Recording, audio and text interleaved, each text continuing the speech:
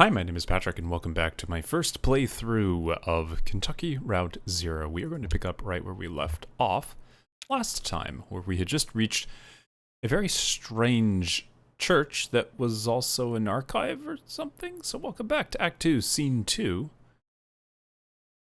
Kentucky Route Zero. I hope you're all having a wonderful day as we reach St. Thomas Church, wherever it is in the world that you are this evening, even if you should be asleep. Like some people in chat just said they should be. But that's okay. Welcome to the Random Access Self-Storage. Is that it over there? It's dusty in here. You work with antiques. You should be used to a little dust, right? I guess so.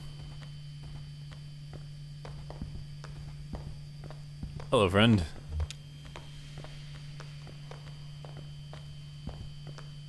Oh, here for the night mass? Oh, what kind of mass is it? Tonight it's a homily on work and need. Huh, I haven't heard this one before. Where's the congregation? I guess this one looks pretty strange, a church without a congregation. When they first moved in here, man, this place was packed. They had a mass every night, too, on Sundays. But it got a bit awkward to fit everyone in. The numbers quickly dwindled. Once folks started to see it as a thing that was falling apart, they lost their center of gravity and just started wobbling. And the preacher stopped coming too, but he left his old tapes. Same with the organist, and I found some old acetates in the Bureau archives, photos of people in churches, so I keep it running. You do what you have to do, right? Right now we have to find some Bureau documents. Oh, you're from the Bureau. I moved all those documents to Unit C315 to make room for the Mass. It's down at the other end of the building, same floor. Need to get the night Mass started, but you can borrow my keys. So C315, okay. I'll go, you wait here. Rest your leg, you're looking kind of pale. Nice lady. Well, I better get this running. Brandon Plus's play on an old tape machine. Conway listens to the homily, why not? There are many days on which we proclaim the value of labor and celebrate the piety of the hard-working through feast or abstinence, recognizing St. Joseph the Worker, who was foster father to our Lord Jesus and who trained him in carpentry and in the merit of sweat. And this is one such day.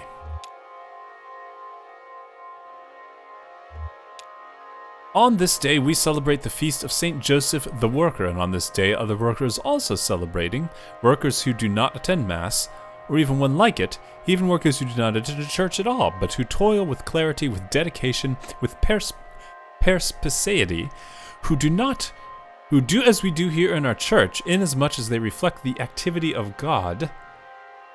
As we do, they cultivate the earth, and at sundown, they call the fruit of their labor very good. Love the scan lines on the text. Yeah, it's a nice effect that they added. Oh, my leg is killing me. Oh, we're going to listen to the homily. Beyond the church, this day is celebrated in remembrance of a violent protest in Chicago, and to honor the 4 martyrs who were unjustly persecuted in its wake, having not only pursued their vocation in their daily labor, but also having pursued their avocation in the form of protest, activism, community building, radicalization, scholarship, and finally martyrdom. Their and our avocation being, as it should be for us all, as members of the church or otherwise, to secure for our fellow workers the right to labor with dignity. Indeed. I want to listen to the homily. I don't really want to do chatty with this dude. So, just as there is no dignity without sacrifice, there is no vocation with avocation. Just as the left eye perceives that which is to the left, and the right eye perceives that which is to the right. And these images are summed, differentiated, and incorporated, and we find in our mind's eye an after-image of divine light, only where love and need are one, and the work is play for mortal stakes. Is the deed ever really done for heaven and the future's sakes? Okay, that's it. Next, there are some rituals that you and I aren't allowed to participate in. I don't think. And I don't remember them anyway. Hi, got it. We were just listening to the sermon. What? I found we came here to get. The files on street name changes. You don't look good. Let's head back to the bureau and get this straightened out, and then maybe we should go see that doctor the clerk recommended. Alright, sounds good. Anything else I can poke at in here? Doesn't look like it. Yeah, let's go. I guess I gotta click on it. Alright. I don't know how we leave, but oh, there's stairs right there. Got it.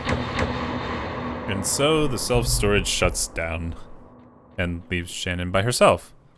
What? Oh. Jesus, are you alright? What the hell? My leg is stuck. Shit, okay, I'm gonna pull you out. We have to get you out of here. There you go, okay. Are you hurt? Can you put any weight on that leg? It's all messed up.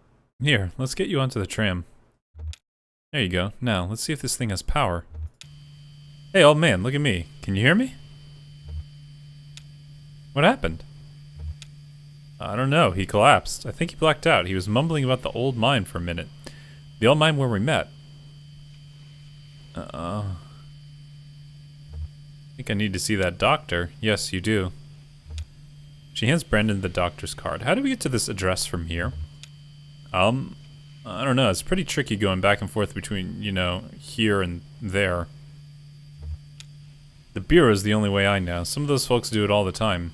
Commuters. Just go back the way you came, find the crystal, and then turn around. Okay. Things getting a little funky. Oh, wait, whoops. Okay. Find the crystal, then turn around. Alright.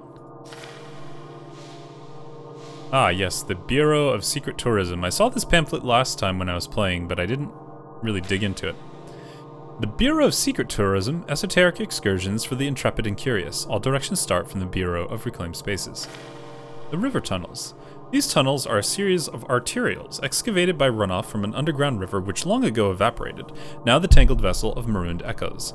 Drive clockwise until you reach the feather, pause for a moment to consider the cave walls, reverse direction and drive counterclockwise until you hit the birdhouse. Now turn around again and you're almost upon it. To return, simply find the feather and turn around. The Dymaxion Gallery. A gallery of mislaid futures, abandoned on lonely highways as American industrial design shifted its gaze to the intangible. Counterclockwise toward the TV. When you reach the TV, drive clockwise to the antenna. Now, turn around again and head just past the barn. To find the bureau, find the TV again, and turn around. And again, turn around. Oh, okay, there's also mineral springs. These mineral springs radiate with vigor and sweat, youth, from the pores of the cave walls, its sweet dampness evaporating and then recollecting on the ruddy faces of rejuvenated bathers. Okay, directions. Meditation tunnels. It is recommended as a site for meditation, an introspective labyrinth through which to walk one's concerns slowly, like a breathing exercise. The Deep Valley. The site of an epic laceration to the very heart of the world, certainly left by some great power, perhaps a casualty in a battle between God and a dinosaur. Happy hitchhiking. Whoa. 270-301-5797. I wonder if anything happens if you call that phone number. I'm gonna take a picture of this just out of curiosity. With my, phone. Okay. Maybe we try that later. But for now, we need to get back. Z? I don't want a Z. Find the crystal and then turn around. Alright.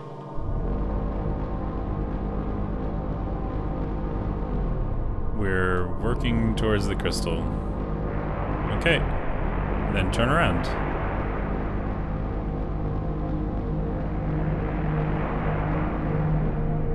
Come on, keep going.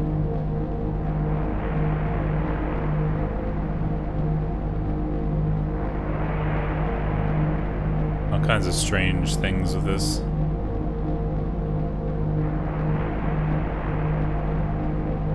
I just want to find the bureau, thank you very much.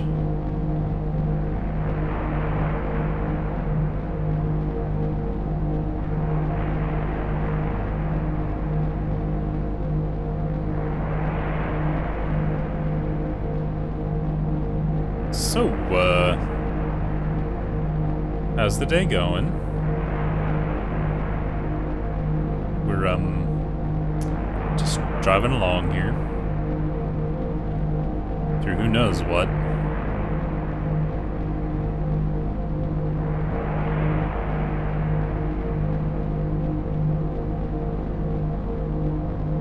Aha! Okay, so let's go visit something.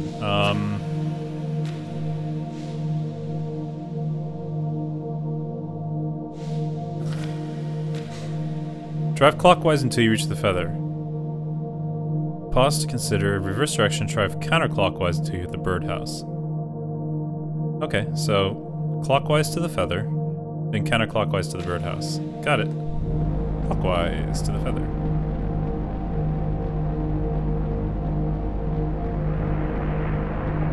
Oh, the crystal. Okay.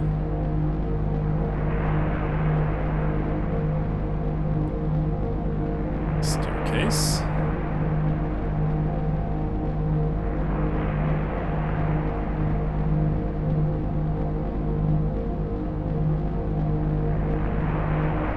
The bell. The tree. Sprocket. Anchor. The bicycle. Okay, the feather. Now we go counterclockwise to the birdhouse.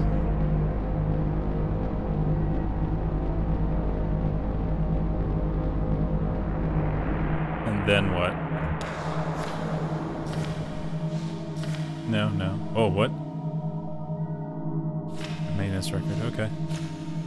Now turn around and you're almost upon it. Oh, okay. Aha. The tunnels are described as a series of arterials excavated by runoff from an underground river which long ago evaporated, now the tangled vessel of marooned echoes. They're surprisingly large. A distant scratching sound catches Conway's attention from a tunnel leaning downwards. Another tunnel runs into the darkness to the left. Let's go down. Conway and Shannon climb down. The tunnel narrows a bit. The air is warmer here. Climb down. Shannon has the sense that something's hiding just out of sight. Climb down. 3 gray-furred cats sit on a piece of driftwood, tails coiled. They regard the intruders for a moment and return to their indifferent leisure. Oh, okay. That was that, I guess.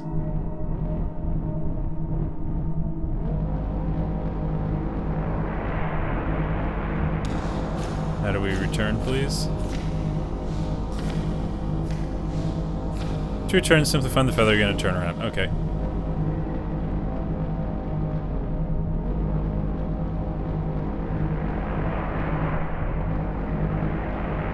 Whoa.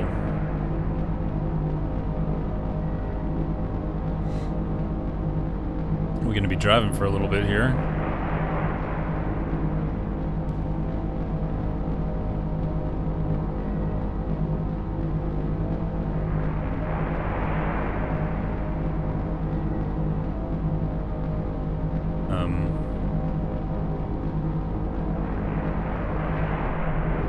Okay. Something didn't quite work right there, so let's try this again. Find the feather, please. There we go, and turn around. Okay.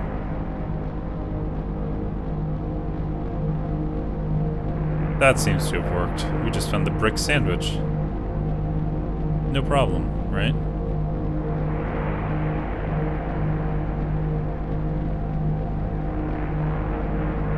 Along we go. Peacefully.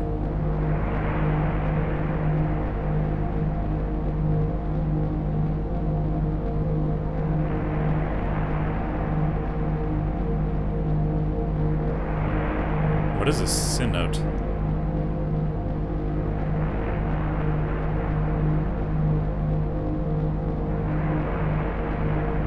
Ah yes, there's the crystal. Which means that the bureau should be right here. Perfect. Alright. Oh, come on. There we go. Drive counterclockwise towards the TV. then drive clockwise to the antenna and turn around. Alright. So we go to our right to the TV, and then drive clockwise to the antenna. Oh, and just past the barn. Okay. Counterclockwise to the TV. Counterclockwise to the TV.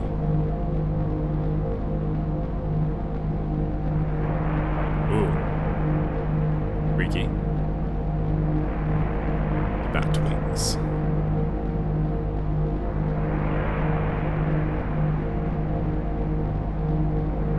It's somewhat calming, the way that this sounds as you drive along.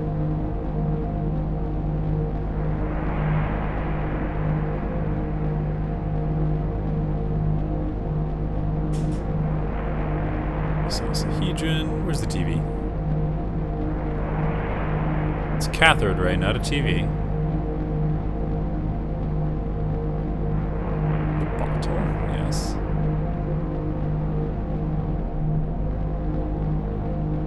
Okay, there's the TV. Now we turn around until we find the antenna.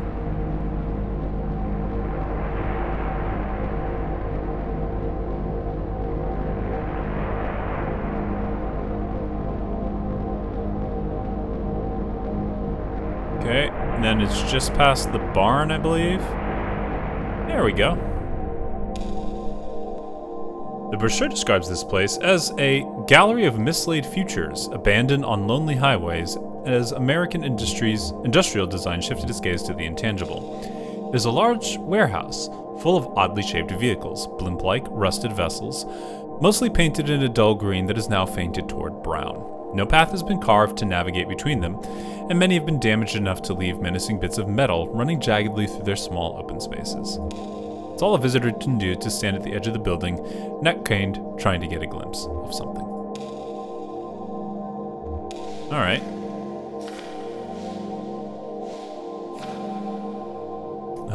Find the TV again and turn around. Okay.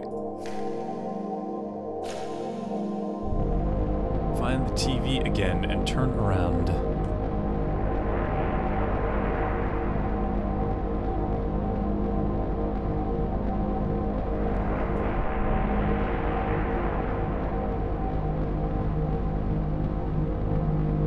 Back up into better open spaces.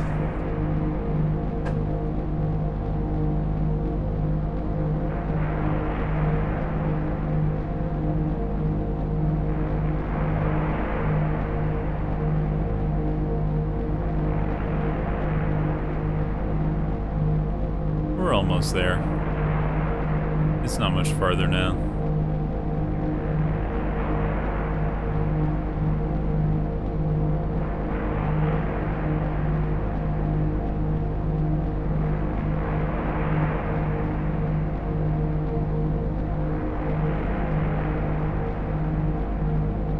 Here we are.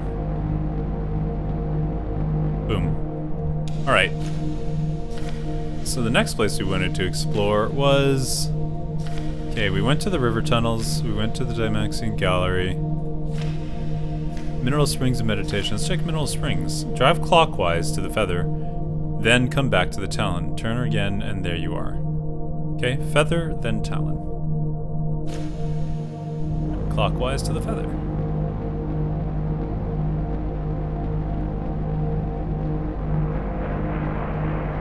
We're gonna be a little while, because I remember the Feather being fairly late in the order of operations of things.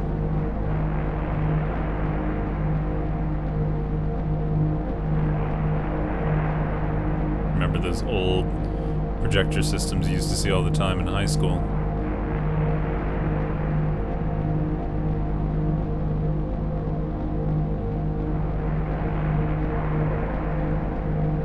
There's a lot of math class.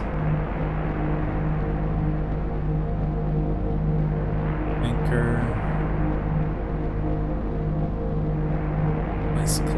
Where's the Feather, though? There we go. Okay, so now we go to the Talon. And then once we hit the Talon, we just pull a 180 again.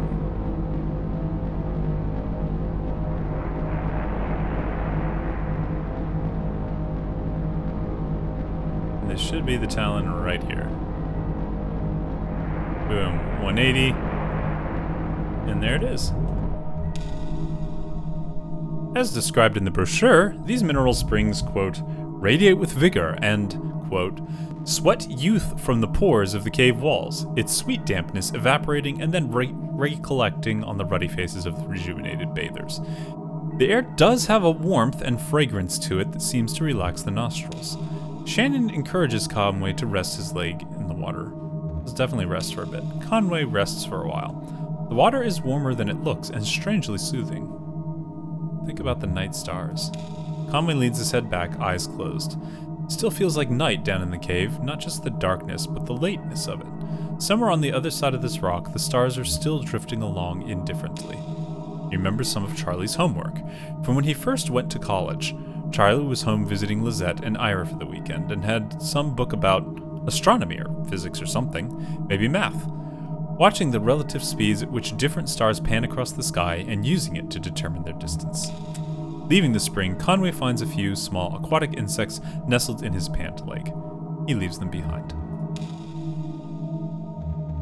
Alright, we got one more spot to visit, but I first have to figure out how to leave this one. Okay, to return, find the feather and turn around.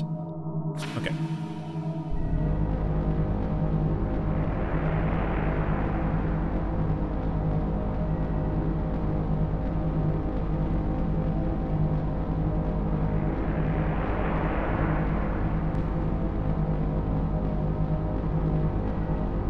Give me a feather, please. Maybe I have to go the other way to find the feather.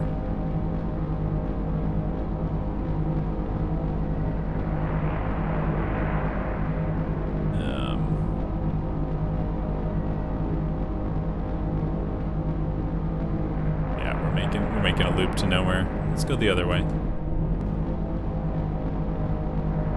There we go. There's the feather. Turn around.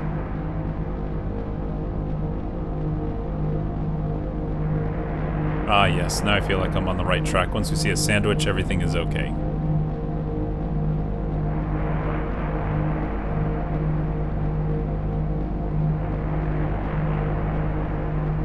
I love that once we see a sandwich, everything is okay is something that makes total sense in the context of this game, but outside of this game makes zero context whatsoever. Makes zero sense whatsoever, lacking the context. There we go, I can speak proper English.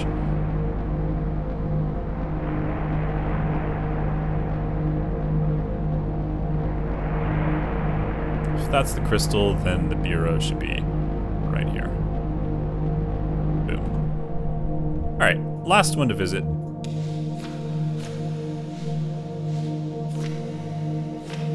Is the meditation? Oh, there's also the deep valley, goodness. Drive clockwise to the Scarecrow, and then turn around and head counterclockwise until you reach the pendulum. Reverse direction once more, keep driving clockwise and you can't miss it. Alright, clockwise to the Scarecrow, counterclockwise to the pendulum, and then turn around. Clockwise to the Scarecrow, counterclockwise to the pendulum. Clockwise to the Scarecrow.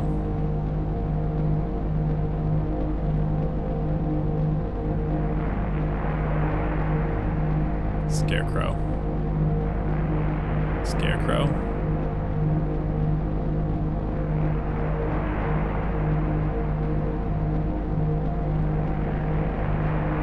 Seem to remember the Scarecrow being fairly early in the order of things here.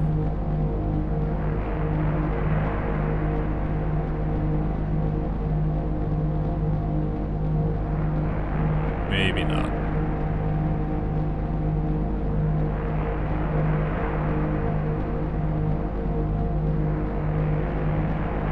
Is this one the Scarecrow? No, not yet.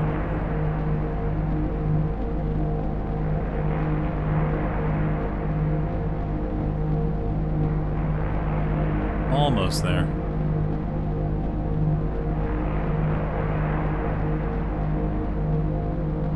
Scarecrow, turn around, and we head to the pendulum, and then we make a quick 180 from the pendulum.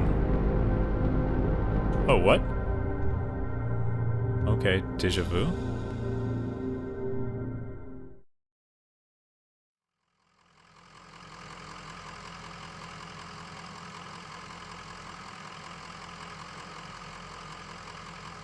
That's odd. What? just, you know, deja vu. Same here. I always feel kind of embarrassed when that happens, like I'm in a play, but I don't know my lines. Oh well.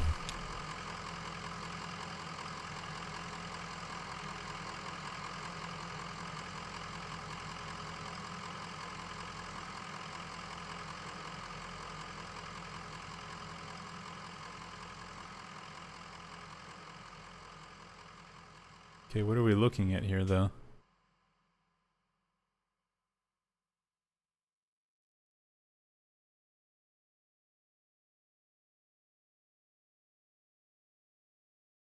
Oh, this is adjacent to the mine shaft from the first part of the game. In Act 1. Well then. That's kind of freaky. Onward we go to the pendulum. Okay, and then we head back the other way. And there's the tunnels. The brochure for these mossy tunnels recommends taking them as a site for meditation, an introspective labyrinth through which to walk one's concerns slowly, like a breathing exercise. A narrow tunnel extends to the right and another to the left. Let us go to the left. Conway and Shannon go left. When Shannon enter a cramped passage, a narrow tunnel extends to the right and another to the left. The moss begins to glow. Let's go left some more.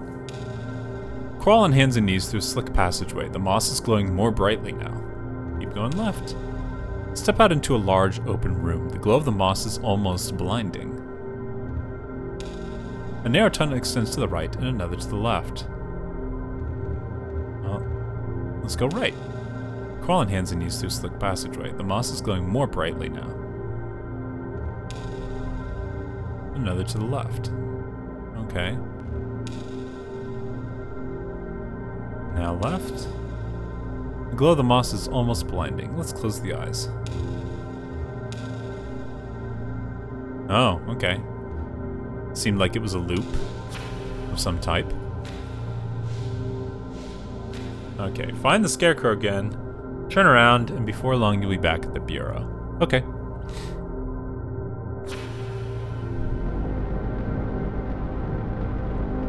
Scarecrow, where are you?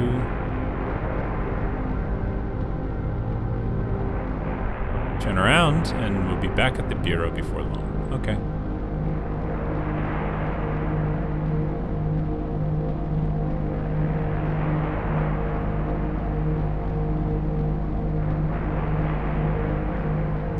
Something tells me this trip is just a little bit long.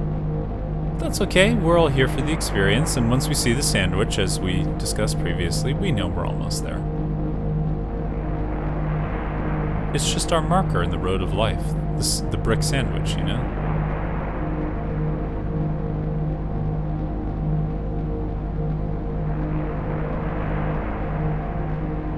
Remember, always pack a brick sandwich for your lunch trip. It's just a good idea to have something to eat while you're on the road. I will be completely honest, I would probably find being in this tunnel system rather claustrophobic. It's all just kind of closed off from everything. Alright. One last place to visit. The Deep Valley. Drive counterclockwise to the bottle. Turn around. Drive clockwise to the still. Turn around. Okay, counterclockwise to the bottle. Clockwise to the still. Counterclockwise to the bottle.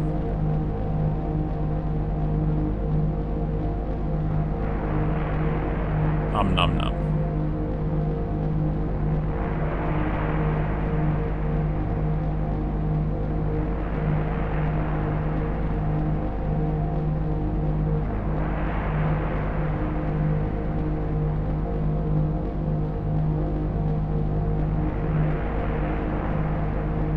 Hello, sandwich. Goodbye, sandwich.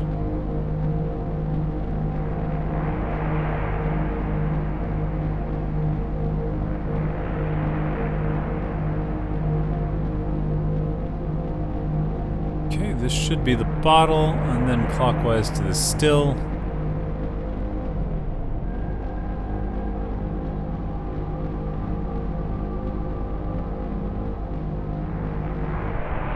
And you should be right on top of it, the valley. What the brochure calls an epic laceration to the very heart of the world, certainly left by some great power, perhaps a causality, a casualty in a battle between God and dinosaur, is more a rocky valley separating the road from a sheer cliff face. It's difficult to see how deep it runs as the rock slopes into shadow, but the few dozen lanterns strung across at an interval suggest its scale, larger than a basketball court, but smaller than a financial district. Okay. Find the bottle again, turn around and head back. Okay. To the bottle we go, and onward we can finally go to the bureau.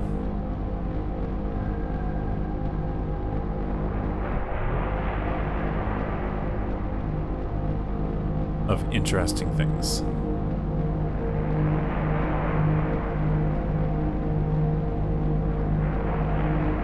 This really reminds me of this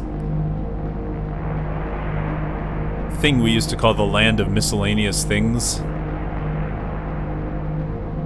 Miscellanea, you just find all kinds, and anything that you lost or became lost would end up in the land of miscellanea, essentially. Interesting concept. Odds and ends and navigating by shapes on the side of the road that float and flitter and flicker and disappear and reappear, and who knows what happens to them next. It was very zen. Act 2, Scene 3. The Bureau of Reclaimed Spaces. Bureau. I always have difficulty pronouncing that correctly. Hey, old pup. Let's walk back this way, shall we?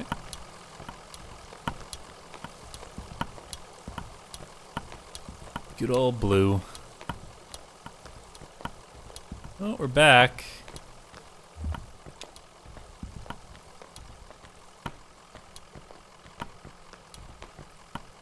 Back so soon. Can we talk to Clerk Lula Chamberlain again?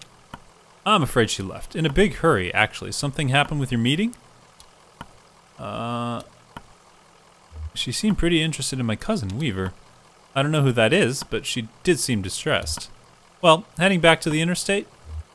I can process you whenever you're ready to go back. Just let me know. I think we've looked at everything and anything that we can see, so we're ready to be processed. She hands the receptionist Lula's card. Can you tell us how to get to this address? We're looking for Dr. Truman. Of course. This is in a neighborhood just outside of Bowling Green. Get on 65 going southwest. Take a right just past the observatory, just before the river. If you continue north, you'll be there shortly. Happy to help. Oh, whoop. Okay, we automatically cut. Oh, and suddenly we're immediately back on normal things. Okay. Oops. 65 southwest. Take a right just past the observatory. Okay. Mammoth Cave? Oh yeah, I think I commented on this last time. I just visited Mammoth Cave recently. No. Go this way, please. Thank you. I'd like to stop back at Ecosoils and see what our friends have been up to. Joseph has fallen asleep in his chair. Okay.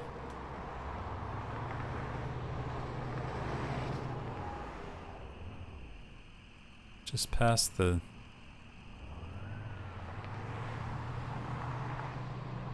There's the observatory.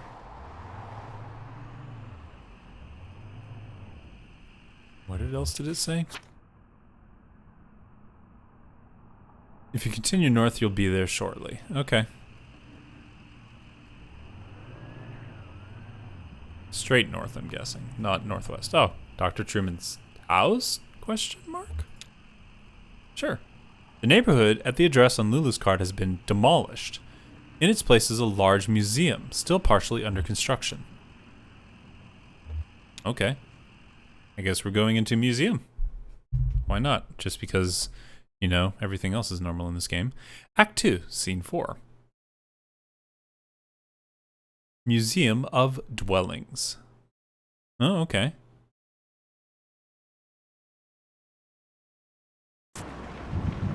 Hey, Blue. Oh yeah, he was talking to his dog. Guy was a weirdo. Doesn't seem that weird. You didn't see the guy, tall, kinda stooped over, limping bag, looked like an old drunk if you ask me. I bet they were both drunks, breaking in here looking for a place to sleep it off. I just feel bad for that old dog getting dragged all over by a couple of drunks. Old dog like that should be sleeping on a porch somewhere. That's loyalty for you. Well, they didn't stay long anyway. Okay. I heard the man and the lady talking when they first came in, but they didn't see me. What were they talking about? The man said his leg was hurting him. They were looking for Dr. Truman, but he was already gone. But they didn't know, so they kept looking around. Okay. I just assumed they were from the power company. You know how they're always coming by unannounced, messing with this or that. I just shut myself up in a room to wait it out. No sense getting involved. Well, they definitely weren't from the power company. Well, I wouldn't complain if they were, really, with that storm going on. I know they have to do their business. It doesn't affect me. I've got my generator, but you know some of these folks around here. Unprepared. Totally unprepared.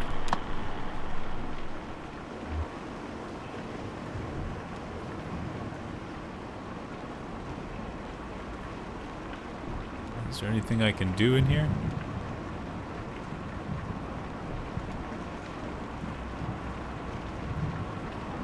Oh, I see. That's the way we came in. Okay. Alright. I guess we go back down south then.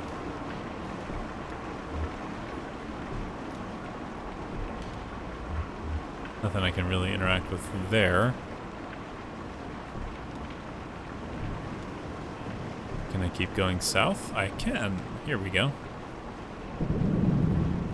Oh, no I can't. That's the end of it. What does this button do? Oh. Okay, now I've got an umbrella. For all the good that does me.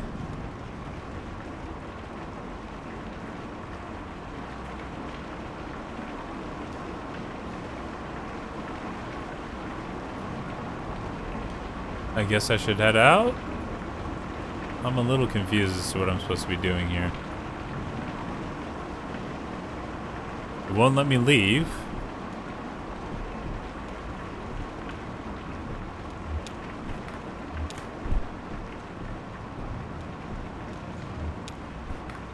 No, leave that on, please. Thank you.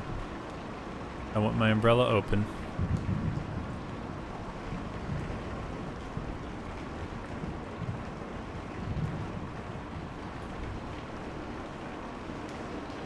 Can I go right, maybe?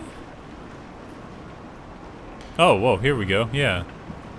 That's unexpected. Hello. What's up, friend? I was playing in that empty cabin and they came by. They asked about Dr. Truman.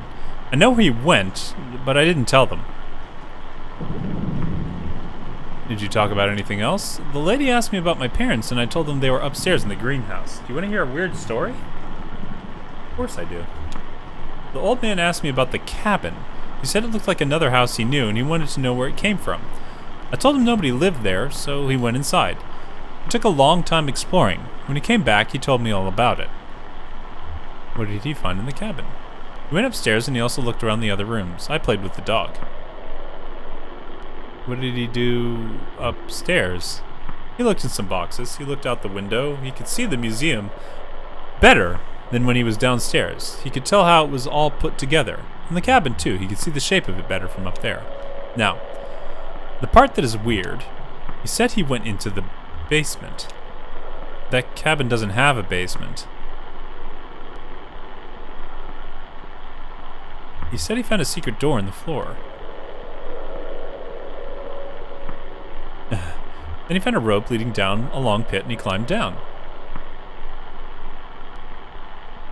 The walls were covered in a glowing moss. He used the light of the moss to find a lake at the bottom of the pit. He was a good swimmer, so he found his way back to the cabin. So then he came back out of the cabin and we said goodbye and I didn't talk to them anymore.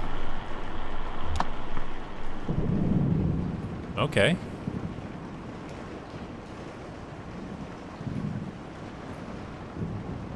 Thanks, kid. I guess.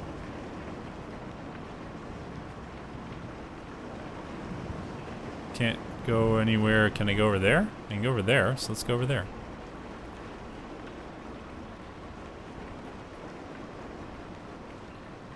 Okay, onward we move to the next whatever this is.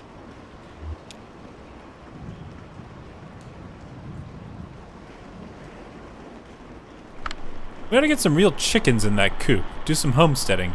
None of these folks know how to live off the land, you know what I mean? Sure, we'll look into it.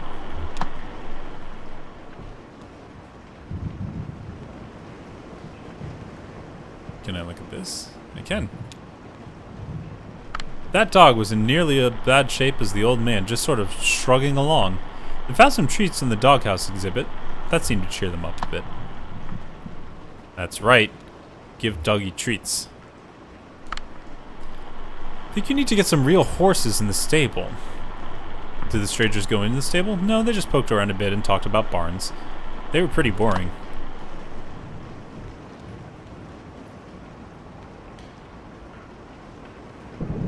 Okay, can't go that way.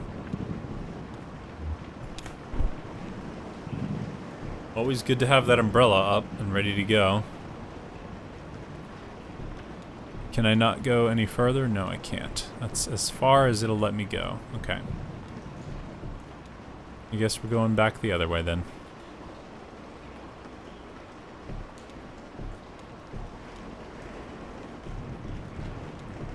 Oh, a birdcage. The moment I now recall most clearly from their short visit was the birdcage exhibit. The old man stopped to rest, or maybe to think. The young woman had been anxious up to that point, but she stopped as well and examined the birdcage more closely. It seemed to elicit a tenderness from her. She ran one fingernail along the bars of the wire cage, marking out a tuneless scale, like a child's xylophone. And then they moved on.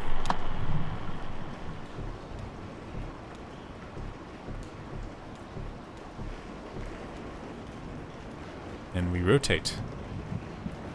What else are we gonna find over here? Oh, hello. What do we got?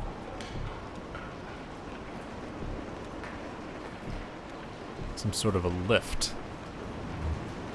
Alright, before we take the lift, I want to see what's on this other side here, because there could be something interesting as well. Just out of sight. Oh, there's also a forklift.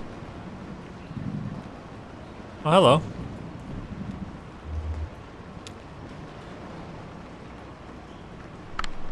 Do you know, at first, I thought it might be Hudson walking up to visit? I'd heard him working on his boat just a bit earlier before the storm started.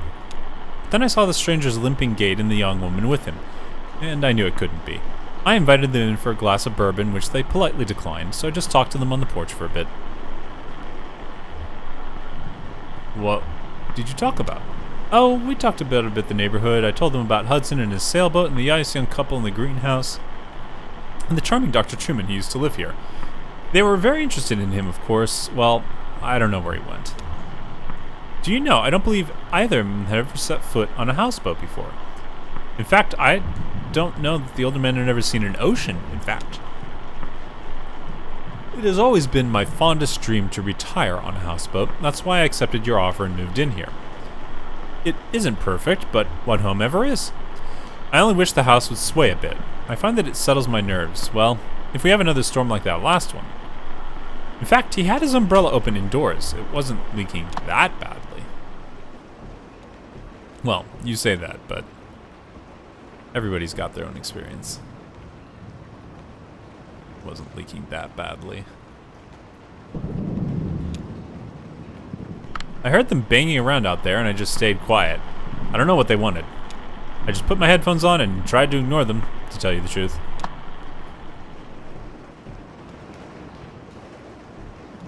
Well, you keep on hiding in your hidey hole, friend.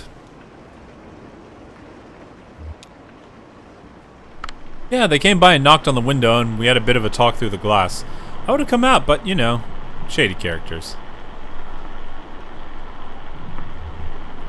Did you see them poking around anywhere else? Oh, sure, they were into everything. Walking around, looking at stuff, talking to people, talking to each other. I guess that's just what it's gonna be like now, living here. Well, you did choose to live in a museum of, you know, places. They were hollering at that empty tent you folks have on display. Hey, if you ever need anyone to stay in there, I've been in worse positions.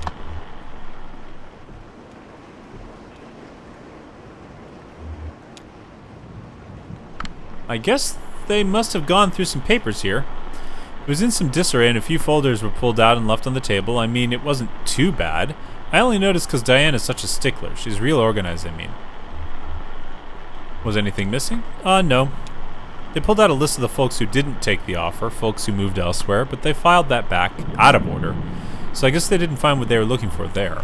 Hey, while I have you here, work's kind of slowed down and it seems like... I know you folks know what you're doing, but it seems like the residents are just kind of settling in. That's the idea. Yeah, I get that. Just, how about that roof, huh? You just write us a check and we'll finish it right up. I know you got this museum thing going on, but you don't want to be slumlords now. Yeah, that's the truth. Alright, I guess we'll head for that elevator in the back then, because I don't see anywhere else we could really go at this point.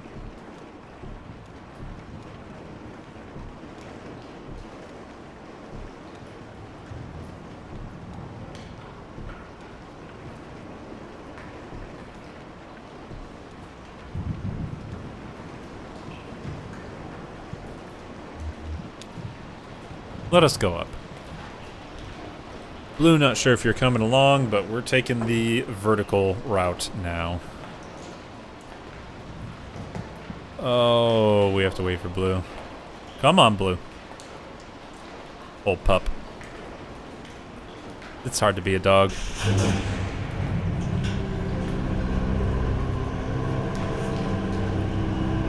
Up we go. To what? I don't know. Oh, it's raining up here. That's for sure.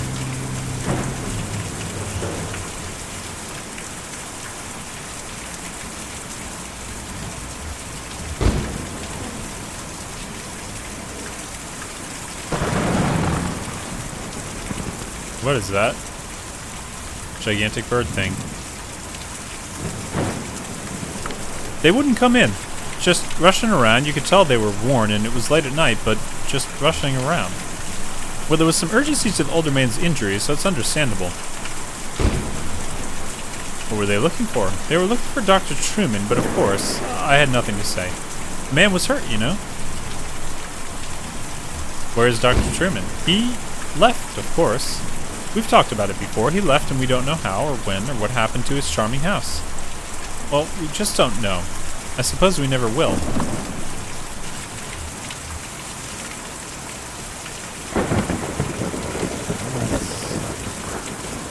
Keep on a-looking.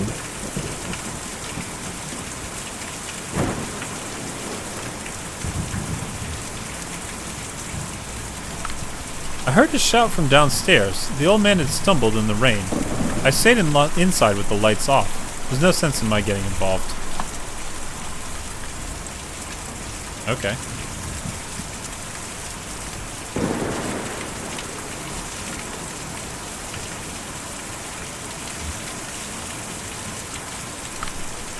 I didn't see her theater thing all night. I was in the back doing inventory when they came by. I got 30 cases of candles in, and each one of those has got to be individually labeled, you know?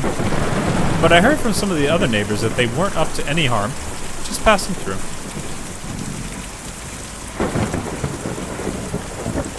It's true, we are just kind of passing through, still looking for where we're supposed to go. Hey, Ezra. I saw you folks drive up. I like your truck. What kind of truck is that?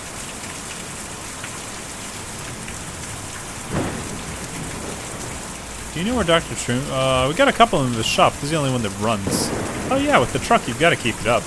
That's why me and Julian don't use a truck. We just carry the houses. Who's Julian? Julian's my brother. He's a lot bigger and stronger, and he has more feathers than me, but he's still my brother. Where do you take the houses? Me and Julian take them out to the forest every night, and then we bring them back at dawn before the museum opens. Why do you take them to the forest? This museum is an okay place to live in the daytime, but it's no good at night. Folks just can't sleep in a place like this, or when they do, it gives them nightmares, so we take them out to the forest to sleep, and then bring them back in the morning. I'm getting pretty tired myself. He hurt his leg. We're looking for Dr. Truman to help him out. Is he out in the forest? Yes, ma'am. He's out in the forest. Me and Julian took him out there a few nights ago, and he didn't want to come back. He lives there all the time now. Can you tell us how to get there? You have to follow the Green River way out east, then hop over Lake Cumberland. The roads don't go there.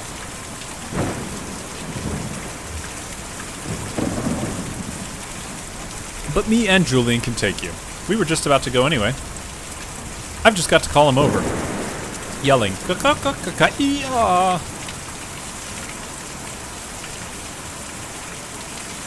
Oh, big bird. And away we go. On our transit to the forest, apparently. Whoa! From this height, the museum looks like a blocky crater slowly filling with rain.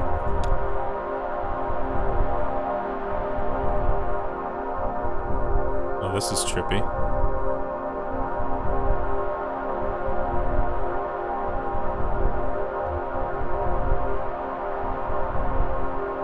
There's the Green River, huh? Oh, I see. I have to direct it. Oops. You have to follow the Green River way out east and then hop over Lake Cumberland. Okay.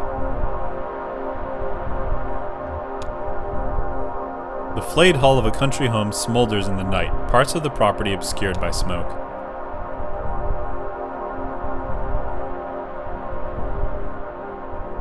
Oh, we need to follow it east. We're going west. Excuse me. Wasn't looking at my compass rose in the corner here. A country church with a pitched roof and 3-story spire. A large LED display glows in the parking lot. Behind the church are several dusty metal trash cans, a few of which are opened.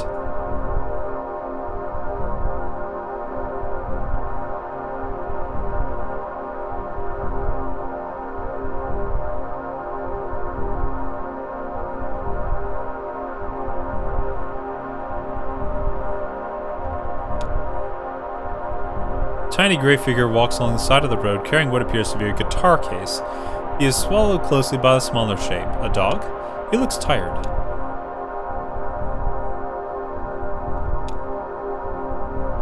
Flying past at this speed and angle, the farmhouse is invisible among the trees. Its location is only marked by Conway and Shannon's memories.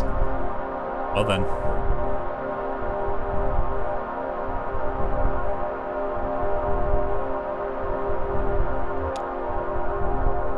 From above, the huge swaying tipple looks like a small wooden lattice framing the edge of the mine entrance.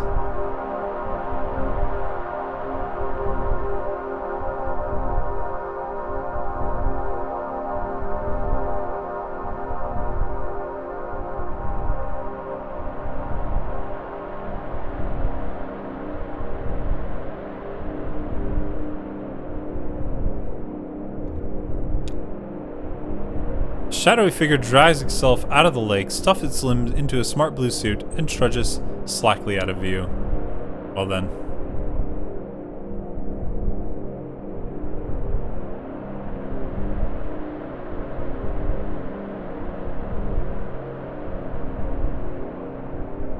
Keep on going, birdie. Is this still the Green River?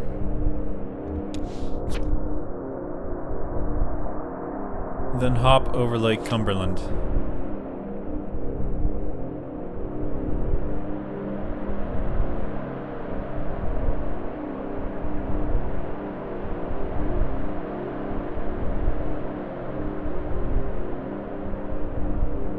Maybe it's this way.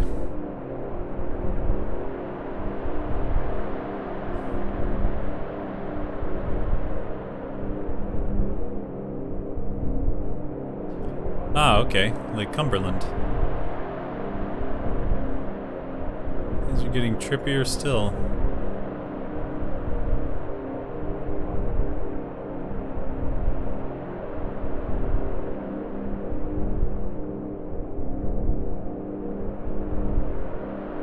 Oh, here we go. Is this the forest? Aha!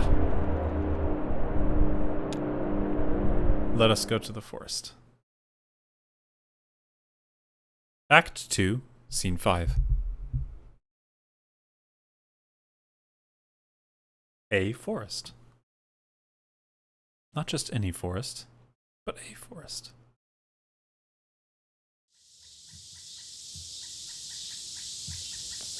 Oh, okay. Now I'm a little kid. I guess we're running. Cicadas. Oh, hello.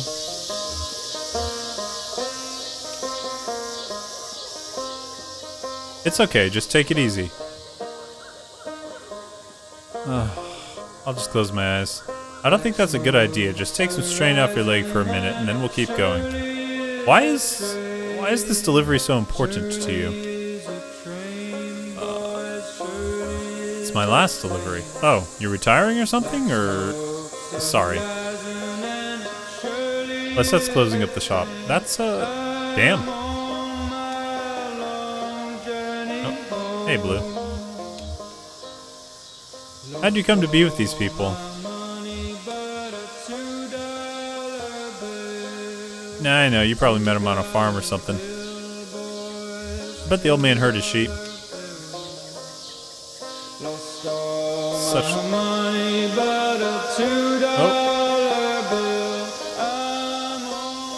Oh, hello.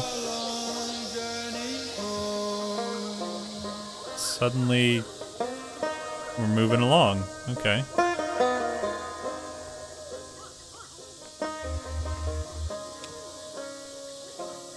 Shouldn't be much farther now. I think I see where the settlement ends over there.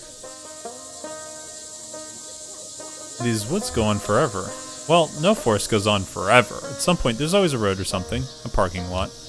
Don't act so defeated, okay? I just need to rest.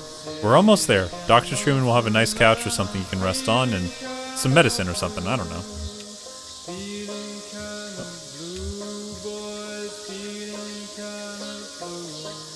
Have you ever been over to the lake?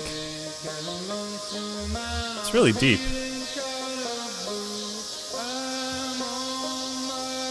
Me and Jillian fly over it all the time. We can see it all through the water.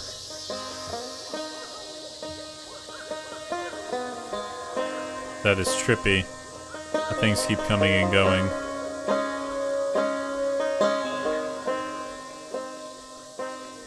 These are all the houses that were at the exhibition.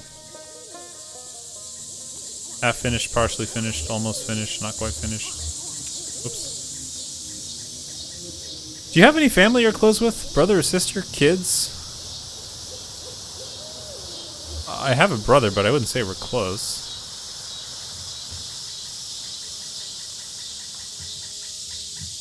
He's about my age, retired.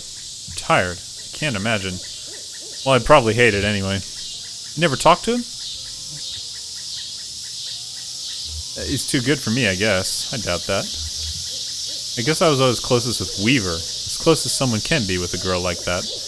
She was always on her own wavelength, but we were the same age growing up and everyone else was so busy. When she disappeared, I got pretty angry and I guess I just stayed that way. Never really understood her, but I knew her. It's lonely without someone like that around. Sorry, you're a good listener. Wait. Come on, Blue, we gotta talk some more. I bet you come from a big family of dog. Yeah, dogs have big families. I like that. Seems easier to keep track of them. My goodness. Tripping out a little bit. Whoa, okay. Houses and pieces and pieces and houses. Here we go.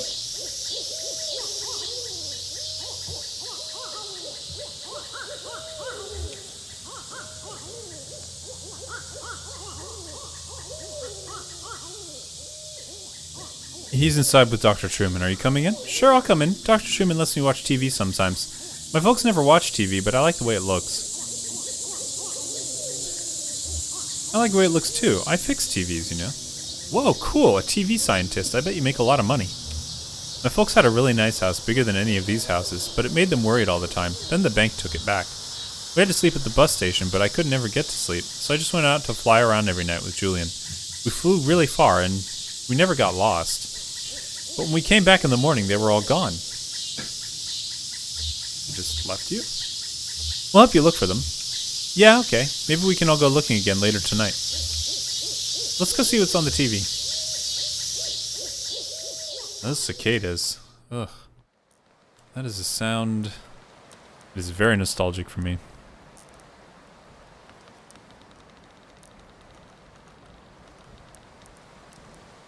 And yeah, I think during that exit interview is when I really realized how badly they had me. But how else can you pay for medical school? I have college friends with debts that you can't expect to pay that back unless you're planning to sell painkillers on the side or something. Or, you know, some kind of administrative thing? I don't know. Having seen what arthritis did to my grandmother and my best friend in high school destroy his wrists building synthesizers. I mean, he was like 17. Ailments of the joints and limbs just seem important to me. I hope that answers your question. Getting a scholarship with that pharmaceutical company had a lot of strings attached, but at least I have somewhere to practice, even if I have to follow their market trends a bit. And hey, thanks to all of those seminars, I'm an expert on the medical uses of Neurophenol. Trademark. It's not so bad. So how about that leg? What happened exactly? My leg was crushed by falling rocks. Crushing injury. Yeah, those can be pretty bad. Everything gets all compressed and there's a lot of little pieces to, you know what, never mind. Let's take a look. How bad could it be, right?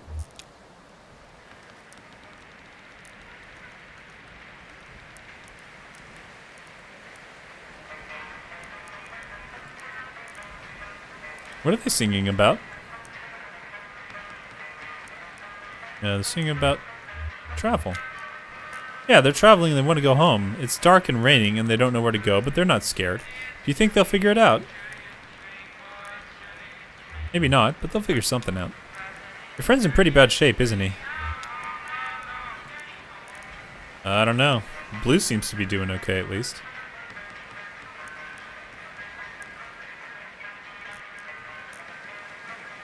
But it's nothing we can't handle. You might have a few things to look out for in the future. Be a bit gentler with the leg, or the way you walk, but you'll be okay.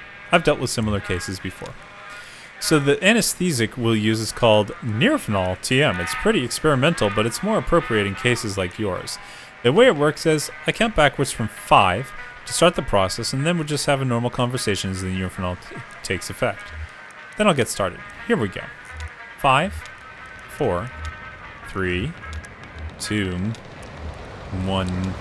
So let's talk about billing for a moment. The pharmaceutical contract was using the acquired by energy.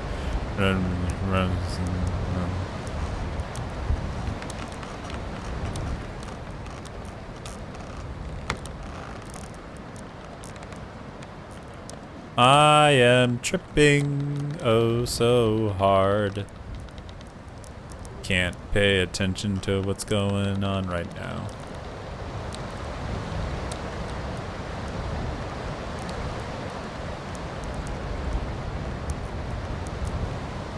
Well then.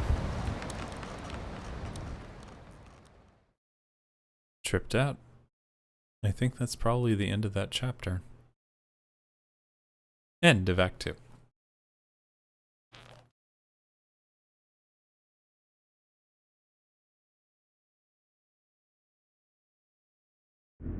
Okay, there is a interlude, so we'll go ahead and do that.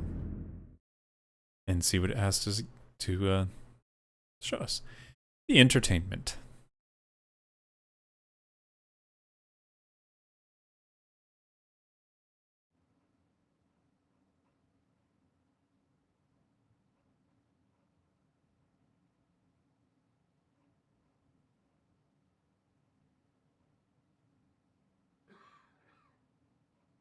Oh, okay, I can look around.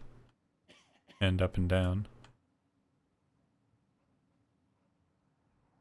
Barfly sits alone. At a table with 2 glasses, 1 empty. Examines empty glass. Examines full glass. Looks at ashtray. Blows gently with pursed lips. Observes. Ash configuration. Coughs. Wipes nose. With sleeve.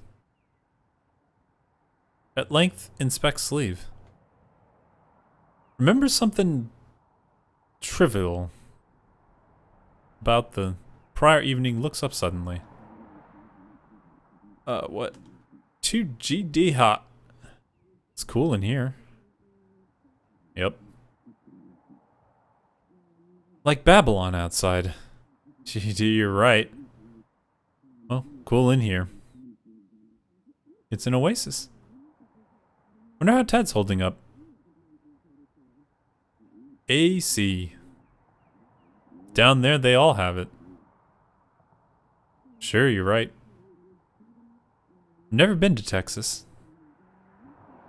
Oh, sure. They all have AC. Too cold, almost. In July, even. He's got a hotel. Yeah, hotel life. That's living. Maybe too much. I mean, what's to stop him, really?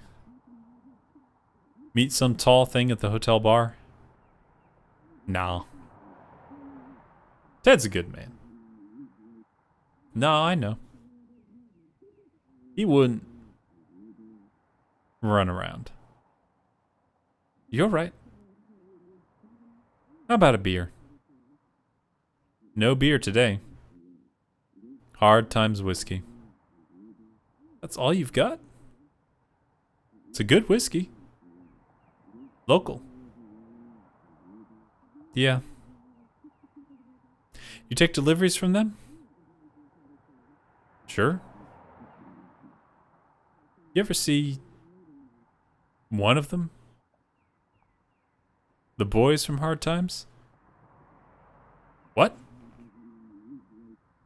I heard they're strange. They work hard. They make a good whiskey. Who are we to judge? Sure, who are we? No one of consequence. What's all this bread for? Sandwiches. Rain's Law. Heh.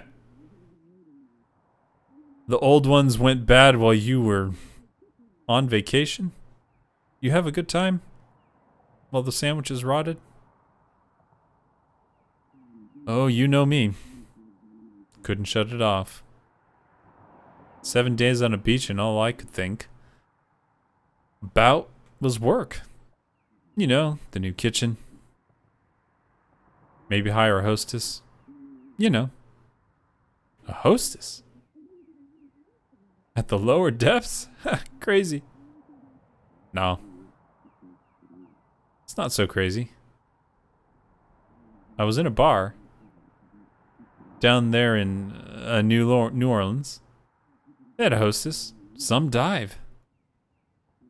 She seats you and, I don't know, points out the specials. Could have specials every night in here. Drink specials. You make cocktails? No. Food specials. Monday night, chicken. I don't know, grilled chicken. Caesar salad. Class it up, you know? Bess would have liked it. Here's to Bess. Yeah, yeah. Let me grab a... Here's to Bess. Good Christian woman. Good Christian woman. How about that sod in the corner? Not bothering anybody. Nobody. Been here long? Soon as I opened. Got started a bit earlier, I suspect. On a bender, huh? Sleeping in a ditch or something? You don't think? Maybe Ted? No. Ted's a good man. Honest. Well liked. He's liked, but... He's well liked. Sales is a good fit. Selling hammers. Can you believe it? Somebody has to. The hammers. They don't sell themselves. Hear, hear. It's just hard. Ted on the road. It's tough all over. What did do all day? Come here, I guess. Sure. That's what I do. Cheap drinks. Conversation. And the entertainment. Sure. What's tonight? Oh, tonight it's... Junebug. I'll stay for that. I need some music, get my mind off, Ted. Something romantic, you know? A love song from when the world was young. What time? Around 8, maybe. Well, set 'em up slow, or I'll sleep right through it.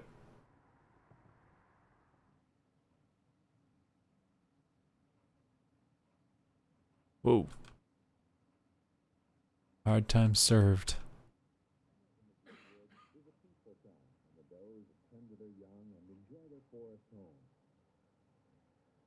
I'm just looking around. Oh, there's the exit. And there's people. Wakefield Stuns in Entertainment. The premiere at Buffalo Street Student Theater was a curiosity. 2 obscure plays by a local author were simultaneously presented for the pleasure of a handful of baffled patrons. The result: an absorbing, if unfocused, drama about the ills of debt and dishonesty. Certainly, the highlight is Sarah Wakefield's performance. As Pearl Slade, the young woman who tries to rid herself of her parents' debts, she is a revelation. Sadly, her verve and imagination do little to salvage the tepid pantomime of the barfly, a character who perhaps could have done with a few lines after all. Levi Tolbert, Kentucky Post. Set designer's notes. Okay. Doolittle must have been an odd bird. Many playwrights, a Tennessee Williams or Eugene O'Neill, spend as much energy on precise descriptions of the play's set as they do on any of the dialogue. So my job is finding ways to be creative within constraint. But Doolittle only describes settings poetically. To be honest, I think he'd have preferred there wasn't a set at all. Well, here I am, building one anyway. Serves him right for disappearing. All those years ago, the enigmatic Vino. I don't mind a drunk, but I hate riddles. Lula Chamberlain. Oh. Act 2 sound cues.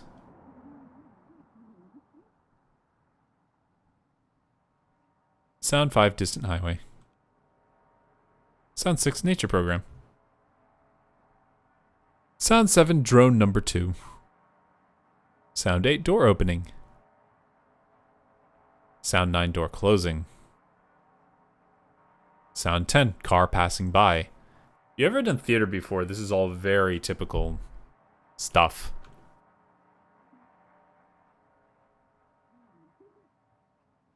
Scene, afternoon. The same tavern. Brick sandwiches. And everybody watching. Strange stuff.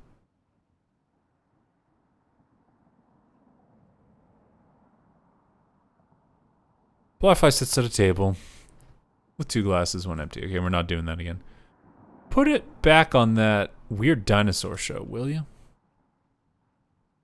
Nah, those history programs don't make any sense. I prefer the nature programs. They think they can just say anything on TV. I don't believe there to be a damn word in the Bible about dinosaurs on the Ark. Been a long time since Sunday school for me. Do you go to church, though?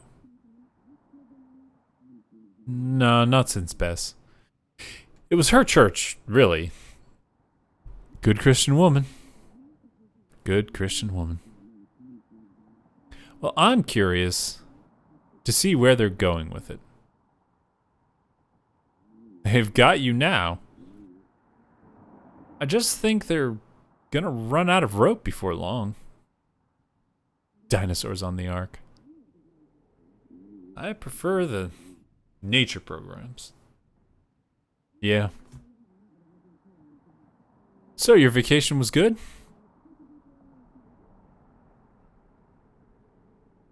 Seven days poolside.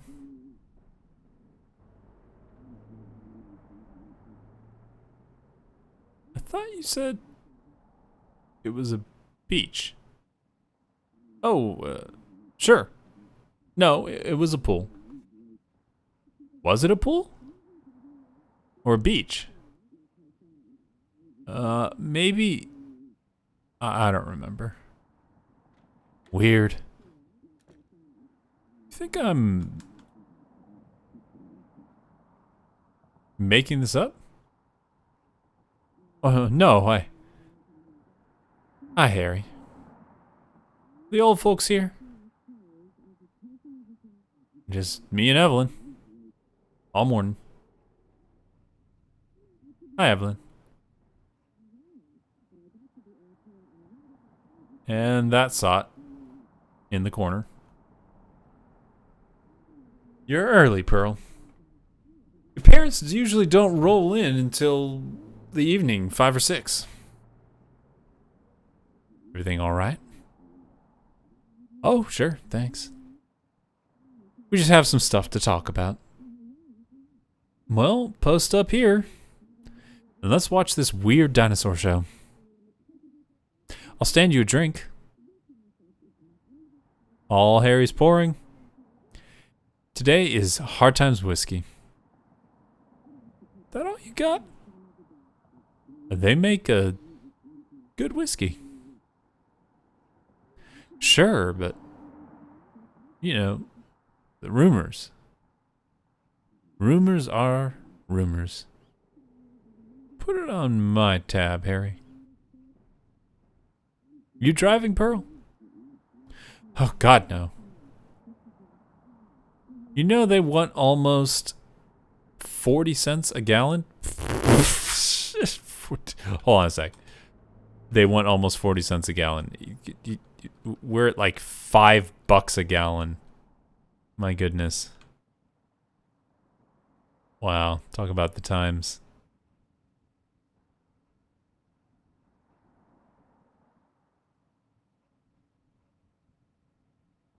Straightened shirt, checks pocket for currency. Empty-handed. Begins to calculate. Makes mental note of room's exits. Considers possibility of escape. Inspects exit. Estimates his paces to exit. Consider social effects of sudden exit. Weighs options. Fumbles in pocket. Pretends to read. Encounters troubling headline. Bites lip. Pretends to inspect newspaper photograph. Pictures neighbor. Recognizes neighbor. Pictured left. Reverts eyes. Makes mental checklist for planned exit. Disposition. Prepares to bolt. Remembers half full. Drink. Pauses. Sighs. Relaxes shoulders. Okay.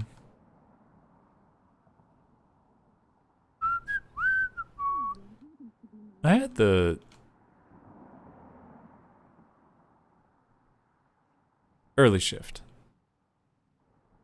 so I just walked over. In this heat? You still working over there at Ace Jewelry and Loan? Joe Harden proudly trading shortcuts for dignity 6 days a week since 1962. At least they have the piety to shut down on Sunday. With Joe, it's more likely a hangover. Can it be both? Well, I know you see more trade than I do. Must be slow over at the hardware store. Slow isn't the word. And now Ted is out, shilling for quality hammers to make up income. Have you considered quality hammers on your shelf? We made the switch recently and business has tripled. Well, of course, I'd love to have dinner with your lovely daughters. Evelyn. Hey, a man gets lonely out on the road. I know how it is. Nah. Harry, you've been traveling, right? Sure, yeah. Down in New Orleans, just taking a break. Vacation. Looking around. Or ideas. Tell her about the pool or the beach. The pool or the beach. Which one was it? Evelyn. Sounds nice. And the hostess. I may just cut you off. Looks dejected. So, the pool. Or the beach. Yeah, Harry. Which was it? Well, it was a week of relaxation, and now I'm back. You still look stressed. If you don't mind me saying. Aha, he just looks like that. Sure, that's just how I look. I've never known you to leave town, Harry. Never known you to leave this bar. Oh, no, I get out. You still drive that old truck? I don't know. I think they towed it eventually. The hell you say? That must have been years ago, Harry. How do you get around now? I take the bus or I walk. You walk to New Orleans. Watch it, Evelyn. Looks dejected. I didn't mean nothing by it, Harry. Harry, did you really go to New Orleans?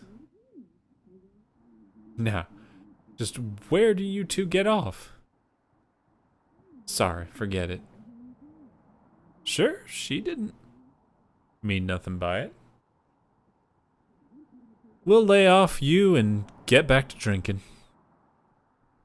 Got to be ready for the entertainment. Oh, who's on tonight? Tonight it's Junebug. Works for me. Round 8, I think. I'll stick around. I could use some sad music. I came here to break some hearts. What's that? To dash dreams. What are you talking about? Got to talk to my partners about my parents about their bar tab. I won't be paying for them anymore. Hang on now. No? It's time to cut the old folks loose and head west. I can't keep enabling them. You know? A debt's a debt now. Harry, I'm sorry. I know you've got a vested interest, and I don't want to make a victim of you. They'll come up with it somehow. I'm sure. No, it's not that. The thing about debts is you never know when they'll be reckoned and called in. What's that mean? I'm not saying anything, but I know debt, Harry. See it all day. It's all around me. Like a thick gray fog. It's in the air I breathe. At the pawn shop. They have a new financial technology. I'm the ambassador, did you know that? A new technology. It's a new kind of debt, Evelyn. And it's a mess. What do you mean, a new kind of debt? You know what we do at the pawn shop? Secured loans. We don't buy used goods. We take personal property as collateral on a loan. Then if you don't pay your loan, we sell your stuff. Sure, I get that. It works for people who couldn't get loans otherwise. I guess. Now, Hardin has this new idea. He calls it a payday advance. But it's just a short-term, unsecured loan with a wicked interest rate. There's no filtering. Most who borrow can't keep up. And he has this big pile of debts with big returns on paper. And he can sell those debts to a bank. Huh. Who's borrowing like that? Who do you think? Did Joe put me in charge of it? The only dark-skinned clerk in the whole shop? You think so? I know it. Don't you see I look just like you? You can trust me. But Joe knows they won't pay on time. There's no money in lending, but there's money in usury. That's in the Bible. I won't be his shill. I just have to save a bit more, and then I'll go to California. I'll be a real clerk. At a credit union or something. Something ethical. Just have to get rid of these old parasites first. Neither a borrow nor a lender be. Well, my tab is in good shape, I think. You're behind, too. Not as bad as the Slades, but... Well, Harry, the only thing I owe you is a handshake and this whiskey you're about to pour me. Let's say this one's on me, Pearl. Nah, I'm good for it. For today, let's just say it's on me. You're awfully strict about cash for a guy who just got back from a vacation. Drink up, Evelyn. Maybe you better find some other chair to sink into so your debts don't get reckoned out from under you.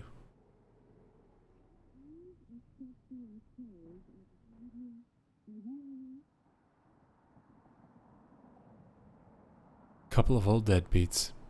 I'll stay for the entertainment. I won't throw you out. But just remember what I said. That's a long play. Hard time served. Ooh. Oh, okay. And people move around and exit stage right. Oh, folks are here. Barfly slumps alone at a table. Remembers. Scowls at memory of unkind word. Remembers.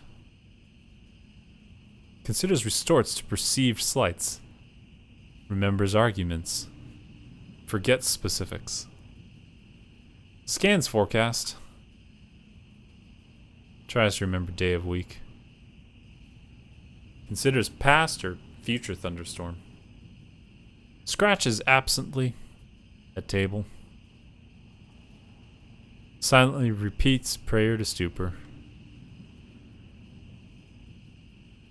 Evening, the same tavern. I don't know if I can sit through all of this management material. That's what he said.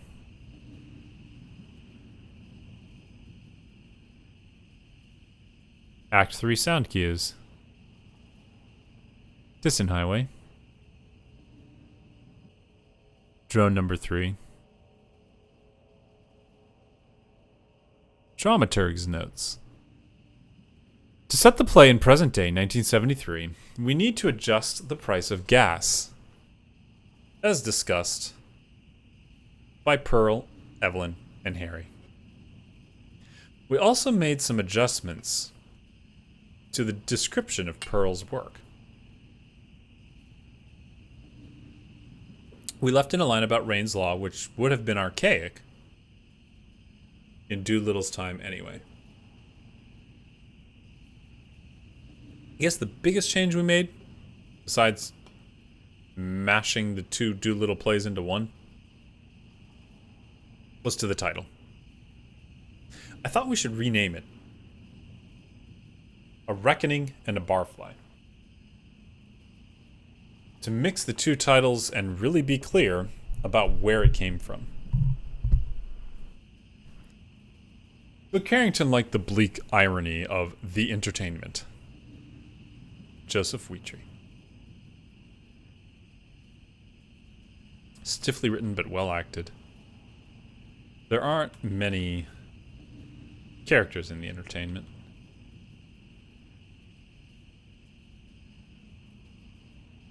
Now playing at Buffalo Street Student Theater. Director James B. Carrington has been able to give them all enough dimension to make them interesting.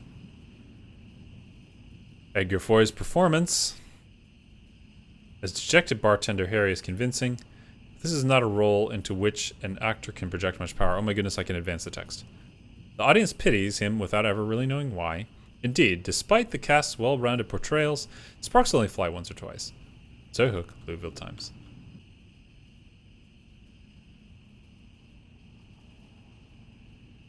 That's what he said. Is that so? 11 years behind a supermarket till. You're damn right. Damn right. I have commitment, and reliability. That's what he said. Management material. I bet they raise you to $3. I bet $4. The responsibility. You see Pearl today? She was working all day, I think. Usually doesn't work mornings. The slave women are all getting promoted. I think they just put her on another shift. What's the morning shift like at a pawn shop, do you think? Black coffee and desperation. Let's celebrate. Harry, Another round. We're celebrating 2 promotions in the family.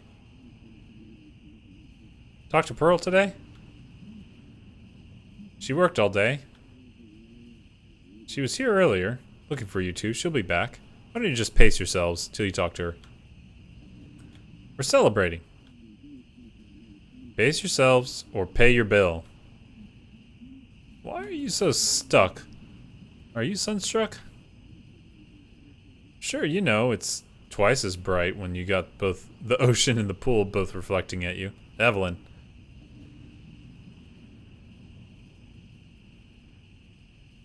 Catch sight of any alligators? Sure, it was gators everywhere, a swamp. Big sandy swamp. A pool and a hostess. What's that? Set him up, Harry. Junebug will be here any minute. We want to be receptive. Alright. But I keep track. There'll be a reckoning. You folks hear about the reckoning? First I've heard. What's up, Harry? Short on your bills? Let the books get away from you?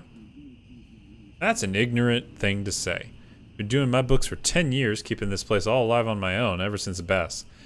I'd have just let you run that tab up until you drink yourselves underground. Now, he didn't mean nothing by it, Harry. Yeah, Harry, you know I'm only joking. Sure, I know. I know you're joking. Alright, let's drink. I better slow down. Hard times with whiskey comes on strong. Don't want to end up like that boiled owl in the corner. Can't tell anymore. I hear they have some secret ingredients or secret process or something. Something in the wood they aged in. Yeah, something strange in that wood. Drink up, Larry. Don't call me Larry. Sounds like an old man. All right, Silver Fox. Hey, I'll let it slide. Another? Well, I don't get paid until Friday, and I haven't seen Pearl all day. She can pick it up when she comes back. Don't count on it. What kind of thing is that to say is that? Our own daughter. Generosity's of limits. I don't know what she said, but the Slades are good for it. This family takes care of our own. Sure, we'll get it straightened out when she comes back. Better get here soon or she'll miss the entertainment. Shouldn't Junebug be here now, Harry? Yep. So you get working with artists. Good entertainment, but it's always late. This is pretty late, though. We'll stick around. We're celebrating, sure. Yeah, not expecting a late night sentimental call. And if he does, let it ring. The philanderer. Last drink, Evelyn? One more, Harry. I just want to hear some music. Well, she better show up soon.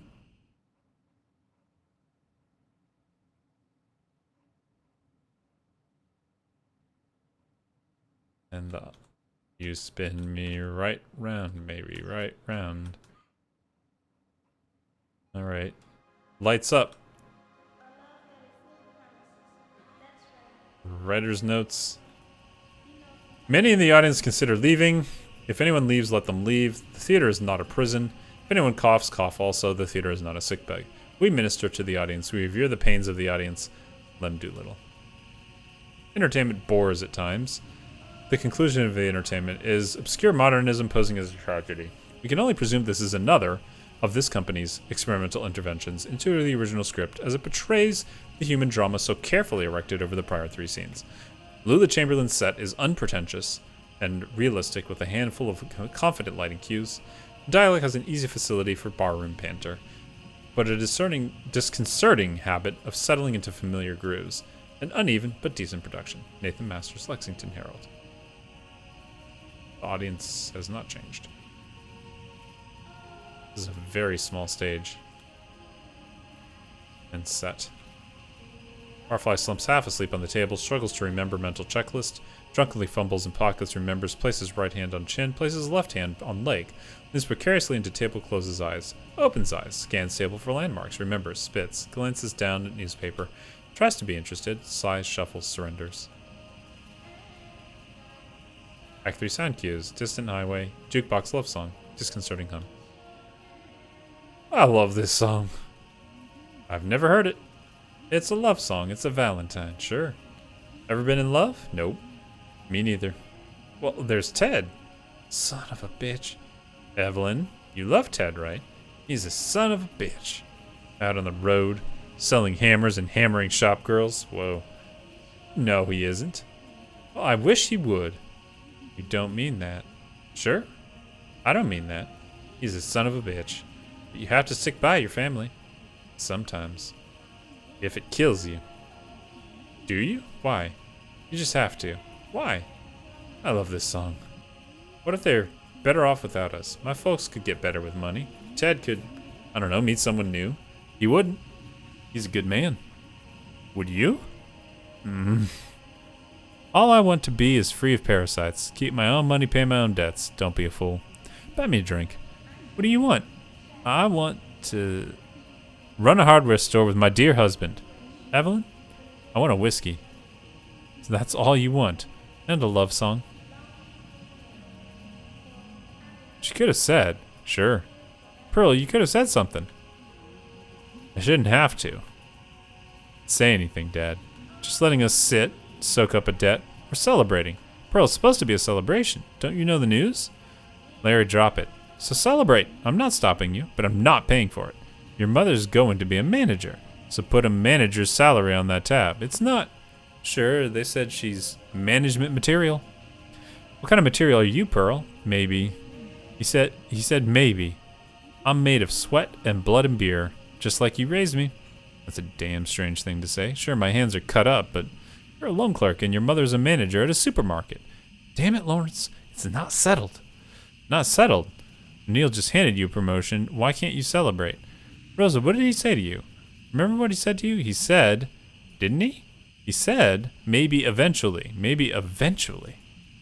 Maybe eventually management material. Keep your chin up. Maybe eventually. Sooner or later, keep your chin up. How's that, Dad? Enough. You can still settle. It'll just take longer. I should look again. Just sit with me, Larry. Let's just wait for the music. Get away from the awfulness. Sure. We can celebrate. Sure. The Slade women are moving up. Eventually. If she's this late, she's not coming. Where's Junebug? Where's the entertainment? I said, if she's this late, she always shows up. Got nothing better to do. You're gonna settle up first? Don't be a fool. Watch it. I'll buy you a drink. How about a water, Evelyn, and maybe call it a night? What time is it? I love this song. It's relaxing. Like the sun by the pool, or beach full of gators. God damn it, Evelyn. Harry, your language. Oh, best thing. Good Christian woman. God damn it, who cares? If I did or didn't go to New Orleans. She didn't mean anything by it. Maybe I just sat here alone in the dark. Would you like that, Evelyn? That what you want to hear? Watching nature programs in the dark. Just me and the deer and the gators and the goddamn dinosaurs. It was Harry's Ark, Evelyn, 2 by 2 of the flooded and into the poorhouse. She's just drunk. All on my dime. Well, there's going to be a reckoning, all of you. Just stick around and you'll see. What are you talking about, Harry? What reckoning? I want to hear another love song. Where's Junebug? I hope she never shows up. Can't pay her, the money's run out. What's that? It's gone. The money's all gone. Let you sponges soak up so many free drinks, now I can't even stock the whiskey without striking a deal. No more whiskey? Harry, what kind of deal? It doesn't matter. Can't blame us. Harry, we're just a little short from time to time. Sure. Just leave, Pearl. Just trust me. Okay. I'm leaving. You sure? I'm sure. You don't deserve this. All I want is a love song and a whiskey.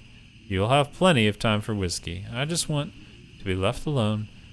That man is like a straitjacket. I know, Evelyn. If only he'd meet some tall young thing on the road. I know. 11 years behind a supermarket till. Keep your chin up. Rosa, eventually. Maybe. Maybe eventually. Now you all should clear out. Where would we go? Just let us wait. Let us wait for Junebug. We're good for it. We just want to have a few drinks, see the entertainment, then we'll go home. You don't understand. Sure. We know you're struggling. We're all struggling. Harry, you said you have a deal, right? Ah, damn it, you don't understand me. Harry, your language. Let's understand. We'll settle our debts soon. Rosa's in line for this promotion.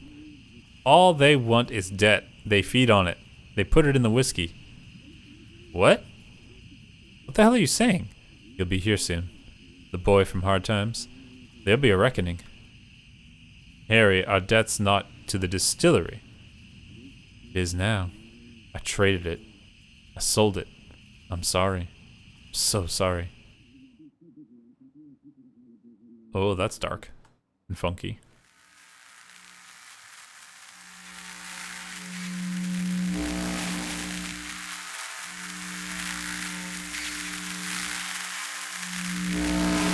What the fuck?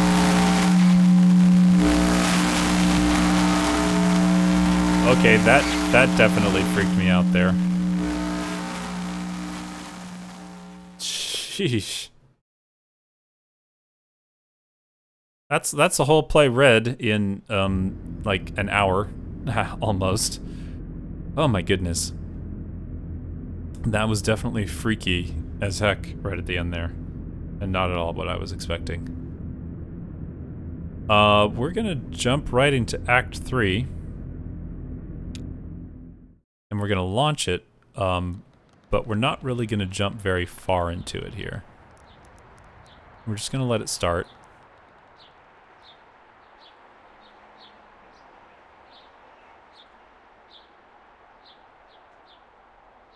You still in one piece there, friend?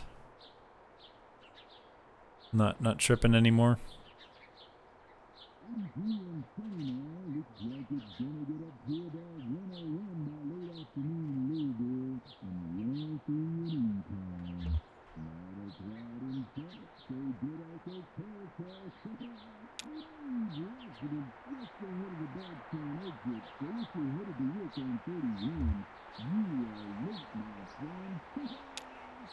Sugar?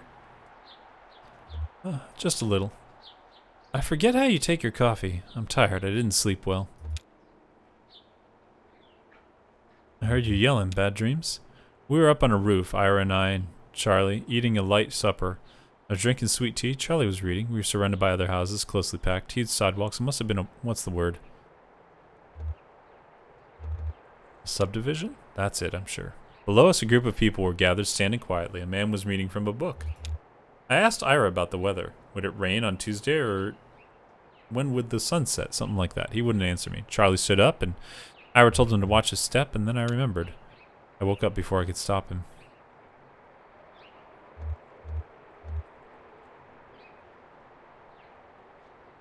I told him to test each tile with a heel first.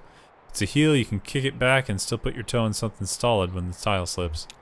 I remember your lessons. Just wanted to study his, what was it called? Astronomy. That's it. How could I forget?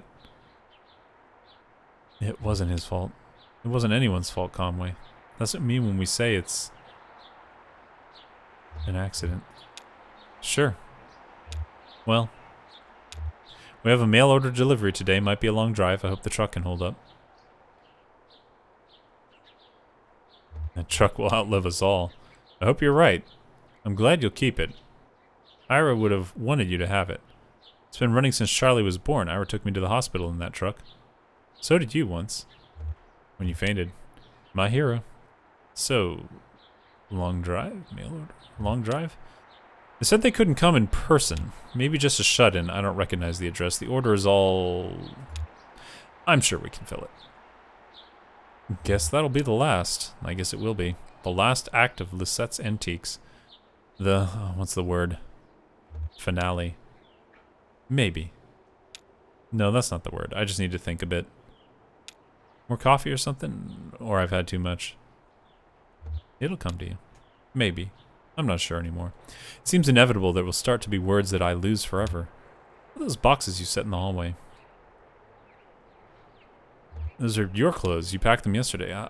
Of course. Of course you'll be here soon. Will you wait with me? Sure, Liz. I'll wait with you.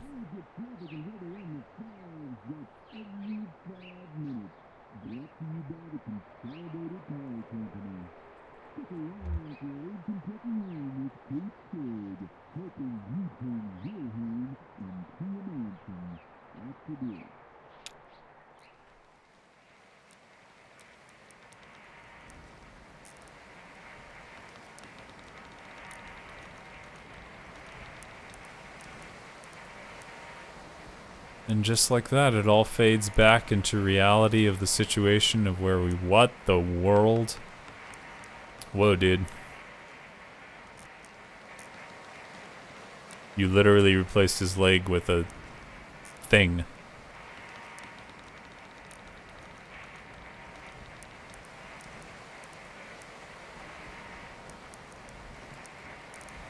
But that's only if you make a late payment on a follow-up visit. I think everything went well enough that they'll only want to bill for... Oh, he's awake. How do you feel, old man? All fixed up? Truman says you might be a bit misty coming out of it, so... I was dreaming. That's unlikely. Nerophenol is quite powerful. In fact, many patients resort to sensation of lost time. Do you feel like you've lost time? Yes, so. It's been about 2 hours. Feel like I got some rest. Good. How about that leg? How's your leg feeling? Yeah, that's the important part. Conway shifts his leg a bit in the chair, testing it. Well?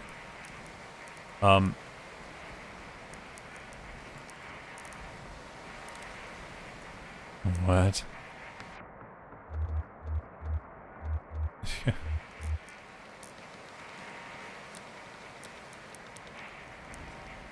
This isn't my leg. Not, of course it's your leg.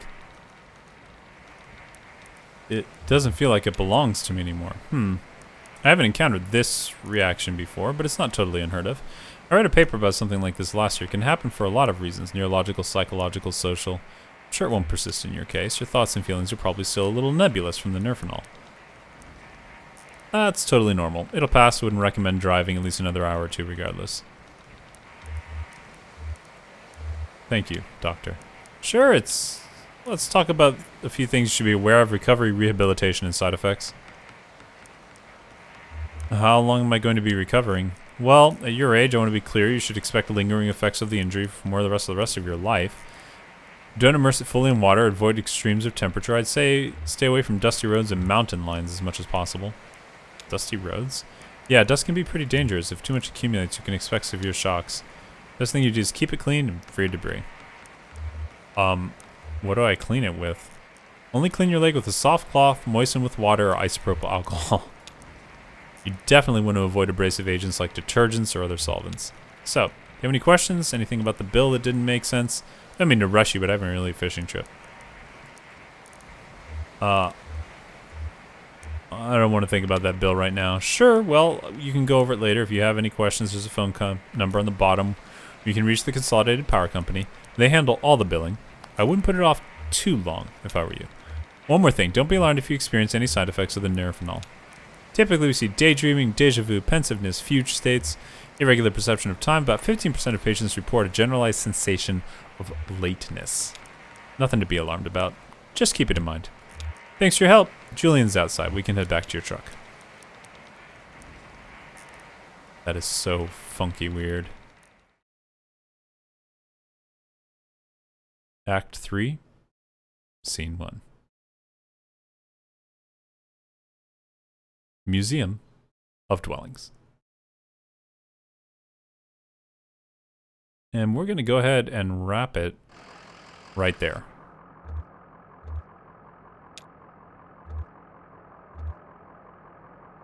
Back to the circle. All right, that is really funky stuff going on. I did not expect him to lose a whole leg like that. But there we are. And there it will have to continue next time.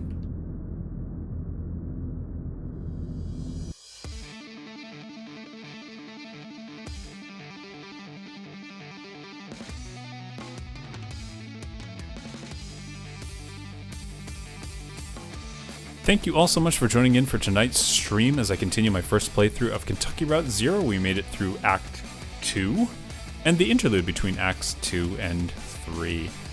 Please do stick around. We're going to throw a raid out to one of our fellow Twitch Hawaii streamers. Caton Calix is playing some Valheim. Let's give him our support. I will be back this Tuesday for Tuesday Random Game Nights, and then this following Sunday to continue on with Kentucky Route Zero. I'm so happy you all were able to join me tonight. Until next time, take care, stay safe, and as always, aloha!